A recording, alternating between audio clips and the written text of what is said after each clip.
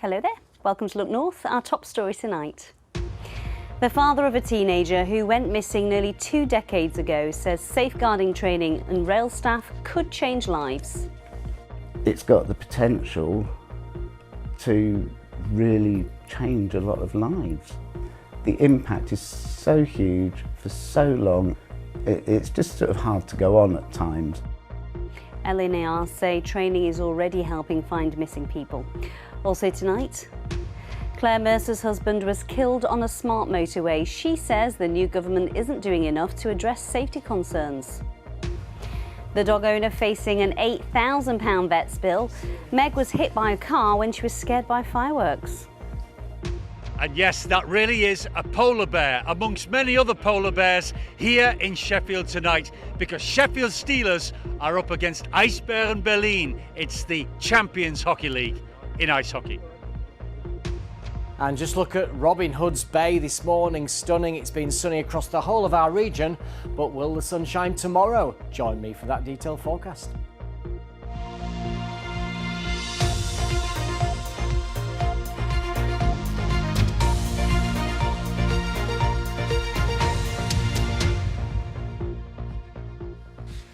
Hello, thanks for your company tonight. We start by talking about the huge number of people who go missing and the devastating impact that has on families. Every year in the UK, around 170,000 people go missing. That includes around 70,000 children. Now, the latest figures show that police forces in Yorkshire recorded more than 21,000 missing incidents in a year. 14-year-old Andrew Gosden disappeared 17 years ago after skipping school and buying a one-way ticket from Doncaster to London. He was spotted on CCTV arriving at London King's Cross station, but has never been found. Well, today Andrew's father is supporting the training that's given to rail staff so they can spot the signs that someone's vulnerable and then offer support. He's been speaking to our social affairs correspondent, Emma Glasby. Andrew's ridiculously clever. You wouldn't call him a social bunny, tended to be a home bird. That's the thing that's absolutely baffled us about why he went missing, is we still have no clue, because he didn't seem unhappy about anything. Literally nothing appeared to be out of the ordinary. Andrew Gosden was 14 when he left his family home in Doncaster, seemingly for school. But instead he emptied his bank account, got changed and headed to Doncaster train station. It turned out later that he'd got on a train to King's Cross. There's CCTV footage of him emerging from King's Cross, and from that point on, apparently, a young lad can completely disappear off the face of the earth. That was September 2007. But Andrew's disappearance remains a mystery. Slightly taller, but not much. We're still looking more like a boy than a man. His parents made public appeals as they searched for him. It's something they want no other family to go through. But every year, around 170,000 people go missing in the UK. And like Andrew, many of them board a train. Every day we speak to around 3 people who will tell us that they're feeling like going missing or they are missing, and they're either on a train, about to board a train, or they're at a train station. It's this notion of feeling safe or feeling like something's moving. Sometimes they might arrive and not even know where it is they want to go. Today, LNER, who runs services between Doncaster and London King's Cross, makes sure staff are trained to look out for anyone who may be vulnerable and are urging passengers to report their concerns. In the past year, LNER workers have been involved in finding 126 missing people. Staff also referred more than 500 for help from social services, charities or mental health support. We train our staff to look out for anyone who might be distressed, concerned, just not look at ease with the surroundings. And the training's all about just encouraging that member of staff just to go and speak to the person, to try and pick up on any signs, anything that something might be wrong. It doesn't need to be complicated, it's just trusting your gut feeling that there might be something else going on and doing something about it. The efforts being made by rail staff are supported by Kevin, who struggles every day without the answers about what happened to his son. It's got the potential to really change a lot of lives. You know, if you've had some training, you've got a little bit of an idea and you think, well, that does look a bit amiss. You've got some idea how to go, look, I'm not being rude, but you do look young and it is a school day. Do your parents know where you're off to? I mean, we're now talking 17 years after Andrew went missing. We still wonder if he's dead or alive. It's just sort of hard to go on at times. At the last confirmed sighting, he was just a boy. Today, Andrew Gosden would be in his 30s. His family hopes more awareness will prevent another family's devastation. Emma Glasby, BBC Look North in Doncaster. Next tonight, a man who murdered his ex-partner and her new boyfriend in Huddersfield has lost his appeal against his whole life sentence. Marcus Osborne was told he would spend the rest of his life in prison after he admitted stabbing Katie Higton and Stephen Harnett to death at Katie's home. Our reporter Nicola Rees has been following the story and she joins us now. Nicola, this was the most horrendous incident. Just remind us what happened. Unbelievably shocking. He was jailed in March for murdering his former girlfriend Katie Higton and her new boyfriend Stephen Harnett. Osborne had been in a relationship with Katie for 5 years. She'd complained to the police that he was controlling, coercive, physically abusive. And then in May last year, after they'd broken up, he waited for her at her house in Huddersfield and carried out the most ferocious attack on her as she arrived home. Now, the details are really shocking. There were children in the house at the time. He then used her phone to contact her boyfriend, Stephen, to persuade him to come to the house as well, where he was also attacked and murdered. There were 99 injuries to Katie's body. Stephen's had been mutilated and had 24 knife wounds. Osborne then went on to rape a woman inside the house. And at his whole life sentencing earlier this year, the court heard how he was laughing and jeering throughout those attacks. Just awful. And what happened today then, Nicola? Well, he appeared via a video link from Wakefield Prison to follow these proceedings at the appeal court. His lawyer basically attempted to have that whole life sentence reduced. John Elvidge, KC, he told the court the whole life order was not necessary. He thought Osborne should have been given credit for his guilty pleas because he said it saved public time and money and it spared the rape victim from having to give evidence. The case, though, as we know, was thrown out by the appeal judges. They didn't accept those arguments. They said these were planned and brutal murders motivated by sexual jealousy. So Marcus Osborne will spend the rest of his life behind bars. Nicola, thank you. The widow of a man killed on a smart motorway says she's disappointed that the new government isn't doing more to improve safety. Claire Mercer had hoped it would be a priority for the government. When in opposition, Sheffield MP and now Transport Secretary Louise Haigh said smart motorways were putting lives at risk.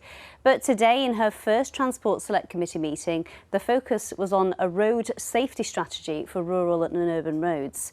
We'll hear from Claire Mercer in a moment, but first here's Hannah Gray with a reminder of Claire's story. Claire Mercer lost her husband Jason in 2019. He died on a section of the M1 near Sheffield without a hard shoulder. He'd had a minor collision with another driver and had pulled over to exchange details. A lorry drove into them and they were both killed instantly. Claire says the technology had failed and she's been campaigning for a smart motorway ban ever since. We're led to believe that these are smart motorways. They're sold as smart motorways, but they're not as smart as they're made out. At least 79 people have been killed on smart motorways since they were fully introduced in 2010 in a bid to ease congestion.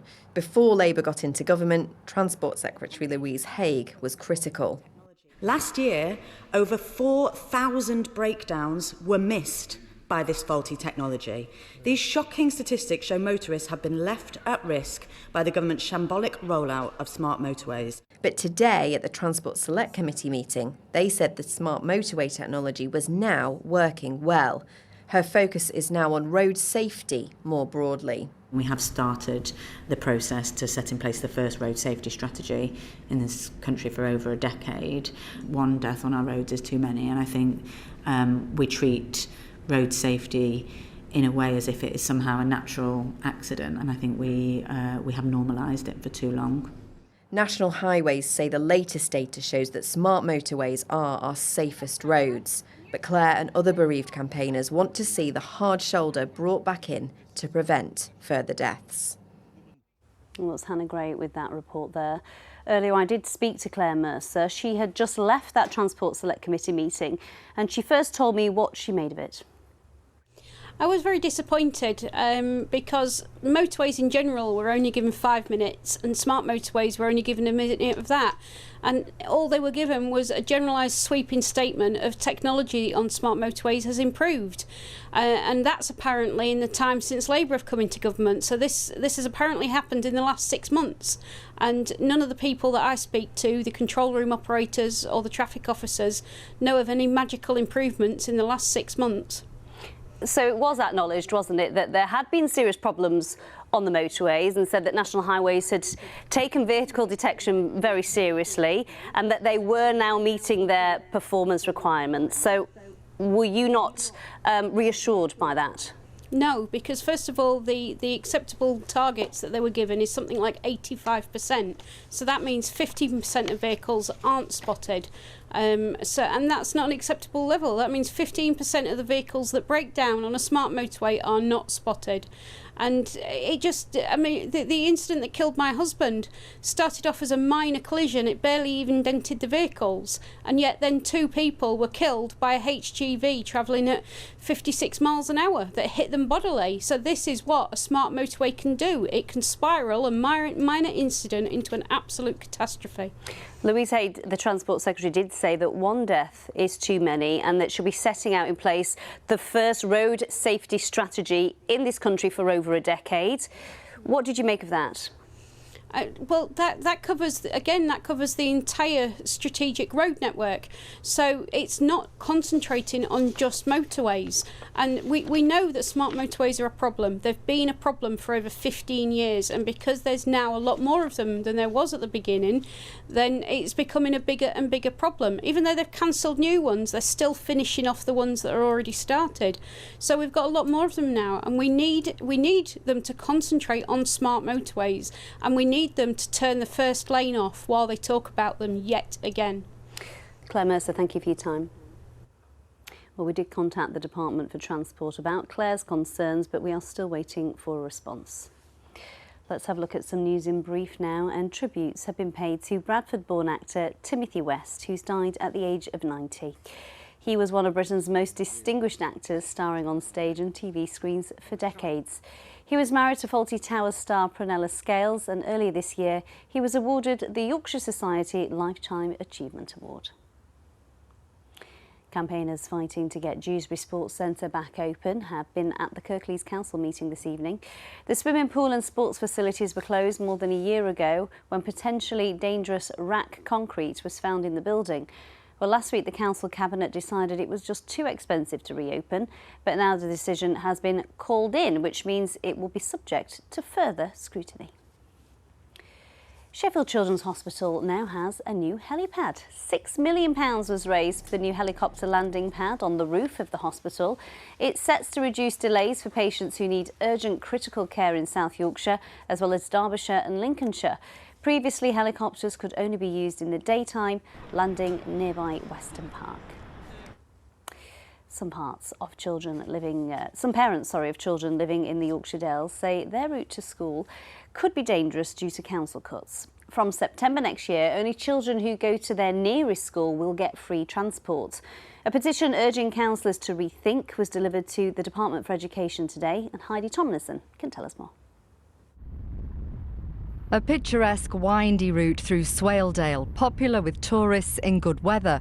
But is it suitable for a school bus in wintry conditions? What do we want? Common sense! When do we want it? Now! These parents feel very strongly that some roads in the Yorkshire Dales are too dangerous for school transport. This is our petition we've collected from Upper Swaledale and Arkengaffdale. A petition with over 2,000 signatures opposes North Yorkshire County Council's decision to only pay for bus travel to the nearest catchment school, which for some would mean shorter journeys on narrow, hilly roads. It is an unsuitable road for an unsuitable school in our eyes. You climb to 1,740 feet.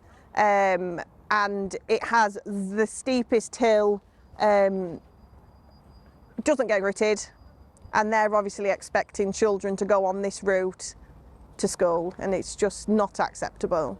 Claire Calvert, who lives near the village of Keld, wants her children to go to Richmond Secondary School on roads she believes are safer than a much shorter trip west to the nearest school in Kirby Stephen, on a route which can be impassable in the winter. Well, the protest doesn't stop here. Parents feel so strongly about this issue that they're taking it to Westminster, where they'll be handing over the petition to the Department of Education. It's hoped that delivering the campaign to the government will put pressure on local decision makers to reverse the plan. The home-to-school transport policy in North Yorkshire is not fit for purpose in its new form. So having a policy that encompasses and understands the needs of rural people and rural communities is really key. And on that, North Yorkshire have failed. North Yorkshire County Council says the new transport policy ensures equality and makes sure free travel is available for eligible children. Councillors will take into account the petition next year before the changes come into force. Heidi Tomlinson, BBC Look North. Now, if you have pets, you'll know that this time of year can be quite tricky. Well, a dog owner from Wakefield is facing an £8,000 vet's bill after her dog bolted and went missing when frightened by fireworks. Cocker Spaniel Meg was found 2 days later and nearly died from her injuries. Now her owner wants people to be more considerate around bonfire night and is desperately trying to raise money to pay for Meg's surgery. Abby Giola reports. Good girl, you know where you're going now, don't you? 3-year-old Cocker Spaniel Meg has had extensive surgery and a stay in an intensive care unit. She was missing for 2 days. It's thought she was hit by a car after being scared by fireworks during a walk. It's been an emotional time for her owner, Eleanor. We don't know what we'd do without her. It means everything. I just can't thank everybody enough. If these people hadn't have helped and guided me and got to the right place, she was close to being put down, to sleep. So you can see that she's got a fractured acetabulum on that side and a dislocated hip and some It took 3 hours of surgery at Chantry Vets to save Meg's life. She was critical when we saw her, so she had quite extensive damage to her abdominal wall and she had a fractured left hip and pelvis. So we've got lots of reports of animals, going missing or taken off. It can be very distressing time for both owners and for pets. So it's unfortunately becoming more common that we see these kind of injuries, especially this time of year. Volunteers from Canine Search and Rescue helped share Meg's story on social media when she was missing and are coordinating fundraising to pay the £8,000 vet's bill. It started really back in August, really, when the fireworks started, and the fireworks, like with everything, are getting, from the viewer's point of view, better, but from our point of view, worse. They're getting louder. And dogs are getting a lot more spooked. This has been one of our busiest years ever, really, for dogs bolting with fireworks. Meg will stay with the vets for a little while longer so they can monitor her recovery. Eleanor wants people to think twice before using fireworks. The effect that it's having now is it isn't just a weekend where you used to have a weekend, didn't you, before, and just it'd be a couple of days, and now it's too much and affecting too many animals. This is a story that could have ended very differently. Eleanor doesn't want any other pets to suffer like Meg has. Abby Giola, BBC Look North, Wakefield. Oh, she's so sweet, isn't she? And we have some very good news. Meg has been allowed home tonight, so that's great. Some more good news for you. We're just 2 days away from the annual BBC Children in Need appeal. As we get close to the day, we are sharing the stories of your donations and how they help change lives. In Scarborough, one charity called Carers Plus supports young people who've taken on caring responsibilities. Their Children in Need grant pays for a whole new member of staff so they can cover a wider area. Hi, I'm Poppy. I live in North Yorkshire and this is my story. Charlie is my older brother. He's autistic. He has epilepsy and he's non-verbal. He struggles with loud noises in busy environments, and sometimes I have to helping him with just things around the house. Push.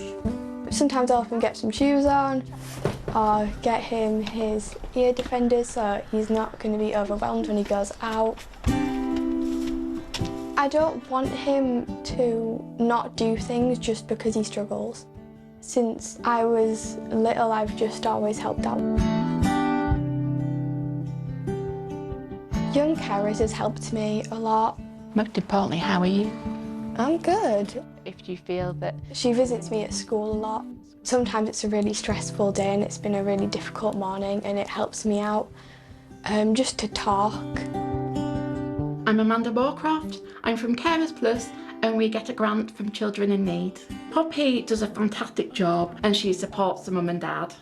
My role particularly is to work with young carers from 8 to the age of 16. This afternoon it's really exciting. We have a chill club which we run monthly and a number of young carers come here, and it's essential actually. It's just nice for them to just have that little bit of time where they can just sit and just mix with other people that are like them.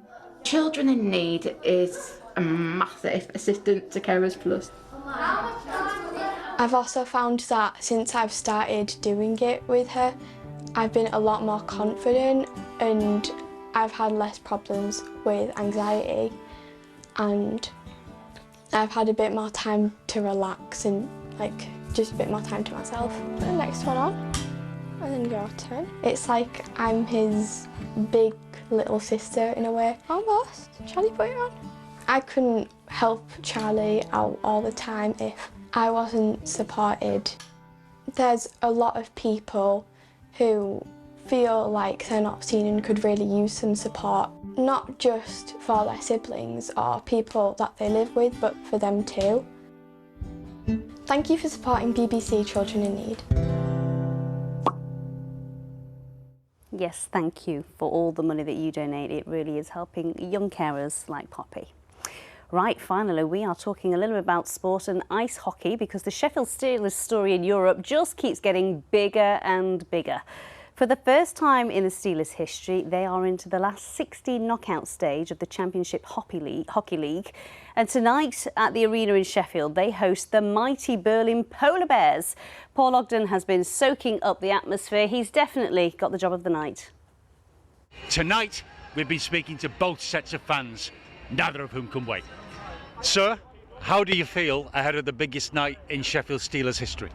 There's got to be a few nerves, but we're optimistic and we've been the underdogs all the way through, and we've had some fantastic results against some great teams. We've been playing some of the best teams in continental Europe and we've been beating them, and nobody gave us the slightest chance at the start of the season that we were even going to get out the group stages, and we're still here. You think that Sheffield Steelers could win Europe? Hopefully, yes. Why not? Now, you know, we always try and be fair and balanced on BBC Look North. We found some friendly Eisbären fans. We've learnt a very interesting and important phrase in German. Einmal Eisbär, immer Eisbär. Once a polar bear, always a polar bear. Yes. Like this gentleman here. What chance do you think your team has got in Sheffield tonight, sir? Hope we had a good chance, because we had a strong team, a good team. But your team is not so underrated like other teams in the Champions League. So we will hope the best and we will see. Do you think Berlin Eisbären can be champions of Europe? What do you think? It's really difficult because you have really strong teams from Northern Europe and Switzerland, so they are... And Sheffield. And Sheffield, of course, yes. No. They are always favourites. Yeah. But we look how far we can go in this tournament, and maybe we can get a few wins. Yeah. So enjoy yourself in Sheffield as well. Yes. While you're here. Of course. What was that phrase again? Einmal? Eisbär, immer Eisbär. It's just great to have Europe here in Sheffield, as well as Sheffield Steelers being in Europe. Lots of anticipation from both sets of fans, both of whom know nevertheless that there won't be a result tonight. Remember, this is the first leg of a two-legged last 16 tie, the return of which is in Berlin's home arena next Tuesday. We're ready for the action to start on the ice here at Sheffield Arena at 7 o'clock. Come on, Steelers, bring it home. Ice, ice, baby, both inside and outside, I think, isn't it, Paul? Oh, you've got a gift Did there. you like that? She's been working on this link all afternoon, and that's the best she could do. But yes, winter's on its way. Oh, good. Next week, you know, proper cold snap, and we could even be talking about some sleet and snow in places, but it's all a long way off. We'll start with what was happening this morning. That's a fantastic one there along the canal in Woodlesford at sunrise, a bit of mistiness. Now, there was some cloud around today. Now, this is low cloud that was spilling over from Lancashire over right to the top of the Pennines, and you know, the Pennines acted as a barrier to the east of high ground. It was sunny. That's a glorious shot, isn't it? If you've got any pictures you want to send them to me, the addresses are on your screen right now. So tomorrow looks another quiet day, not quite the clear blue skies we've had today, but nevertheless there'll be some sunshine with variable amounts of cloud, but there's a lot of change about to happen. Friday looks generally dry, but this cold front's crucial. It comes through on Saturday, bringing just a little bit of patchy rain, nothing more than that, but it does set a train of events in motion, and eventually we'll get a proper northerly next week with temperatures really falling down to perhaps 4 or 5. There'll be frost at night and a risk of some sleet and snow showers at some point, but obviously the detail is a long way off right now. Now, the satellite picture shows we've got clear skies at the moment, but it is clouding over from the north. That's a weak cold front that will bring a little rain and drizzle southwards, but blink and you'll miss it. By the end of the night, we're all dry once more. Not as cold as last night. We got down to -2 at Topcliffe last night. Tonight, we're looking 5 to 8 degrees Celsius. So tomorrow's high water times in Scarborough, 2:05 in the morning. Bridlington, 3:06 tomorrow afternoon.